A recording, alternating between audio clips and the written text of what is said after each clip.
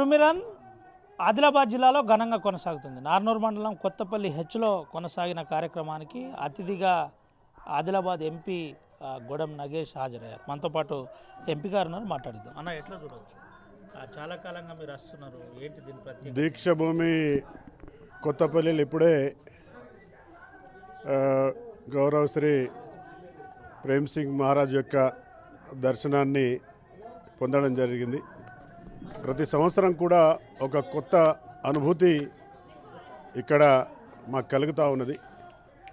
నాతో పాటుగా వేలాది లక్షలాది ప్రజలందరూ కూడా ఈ దీక్షభూమిలో రావడం, మహారాజ్ యొక్క దర్శనం తీసుకోవడమే కాకుండా ఇక్కడ ఎందుకంటే ఒక పవిత్రమైనటువంటి స్థానంగా మాకు ఈరోజు కొత్తపల్లి విరాజిల్లుతూ ఉన్నది.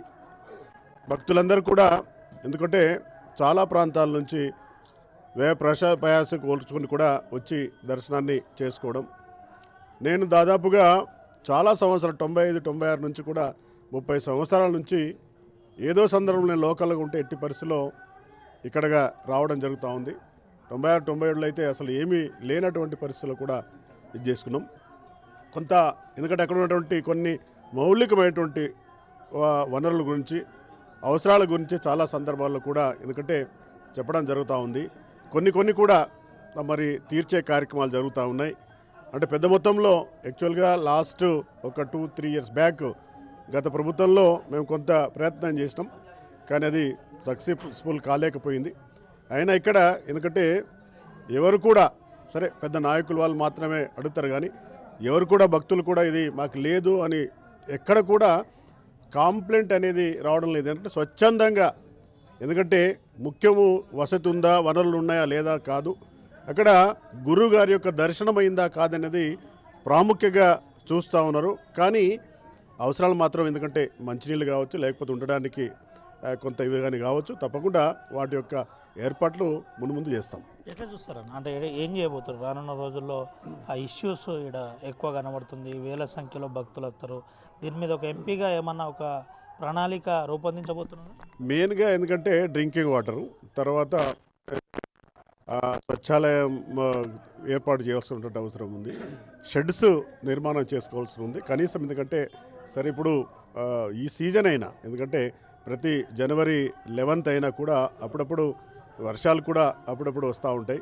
దీన్ని కూడా ఎందుకంటే చలి కూడా రాత్రి కూడా చాలా ఇబ్బందిగా ఉంటుంది కాబట్టి షెడ్స్ అండ్ మంచినీళ్ళ యొక్క వ్యవస్థ, స్వచ్ఛాలయం యొక్క వ్యవస్థని ఏర్పాటు చేసే కార్యక్రమాలు చేస్తాం. భక్తి నుండి మనం రాజకీయాలు అయిపోతాం.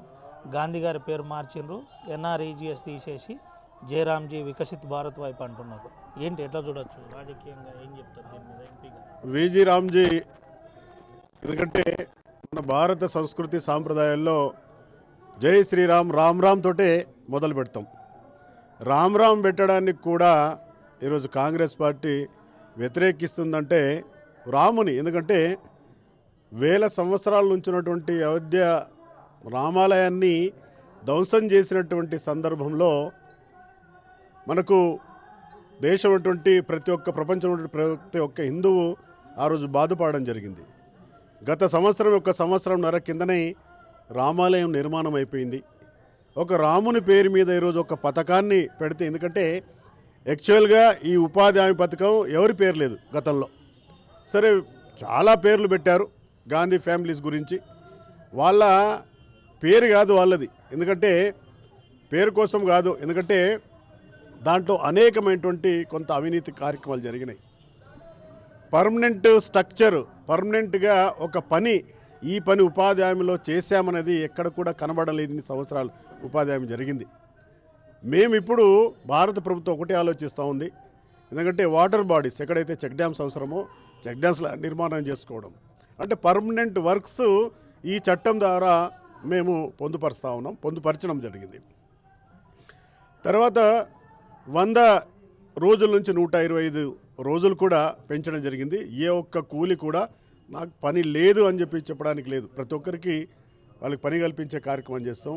వాళ్ళ యొక్క బాధ అంతా ఒకటే, ఎందుకంటే మనం ఆ ప్రాంతాల్లో మేము అంటాం ఉపాధి హామీ కామ్ కమి అని పైసే అర్ధే తుమి అర్ధే హమి, అంటే ఉపాధి హామీ ఎట్లా ఉందంటే పని తక్కువ, డబ్బుల్లో కాంగ్రెస్ పార్టీ మీకు సగం మాకు సగం అని చెప్పేసి పంచే కార్యక్రమం ఇన్ని రోజులు జరుగుతుంది. అంటే ఈ సంవత్సరం ఇక్కడ కట్టగడితే మళ్ళీ వచ్చే సంవత్సరం అటు అంటే ఆ విధంగా. ఎందుకంటే సోషల్ ఆడిట్లో కూడా ఎక్కడ కూడా కనీసం ఇది చేయకుండా అంటే వాటిని అన్నింటి కూడా టైటనింగ్ చేస్తున్నటువంటి సందర్భంలో ఈరోజు కొంత వాళ్ళు బాధపడుతున్నారు తప్ప వాళ్ళు, ఎందుకంటే అసలు గాంధీ గారి గురించి వాళ్ళది కాదు, ఇది టైట్ అయిపోతుంది మాకు కొంత రావాల్సింది, ఎందుకంటే మేము 2 గంటలకు పని చేసి వచ్చాం, లేకపోతే మాకు సగం ఇస్తాం, నాయకుల్లో కూడా పంచుకునే కార్యక్రమాలు జరుగుతూ ఉన్నాయి, దానికి బాధపడతా ఉన్నారు.